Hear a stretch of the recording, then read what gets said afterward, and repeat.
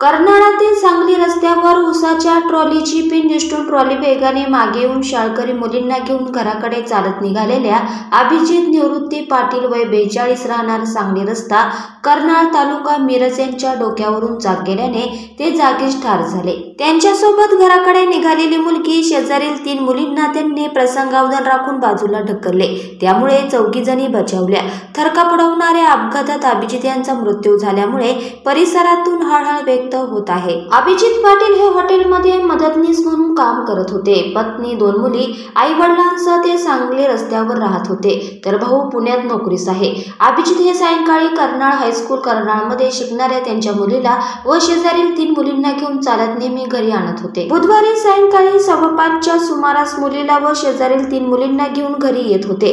कर्नाळमधील खाणीपासून ते सांगलीच्या दिशेने येत असताना त्यांनी मुलीचे दप्तर, डब्याची पिशवी स्वतःकडे घेतली होती। 4ही शाळकरी मुली त्यांच्या डाव्या बाजूला बाजूपट्टीवरून चालत होत्या। त्याच वेळी सांगलीकडे निघालेल्या उसाच्या ट्रॅक्टर ट्रॉलीपैकी मागील ट्रॉलीची पिन निघाली, त्यामुळे ट्रॉली पुढच्या ट्रॉलीपासून वेगळी होऊन वेगाने मागे आली।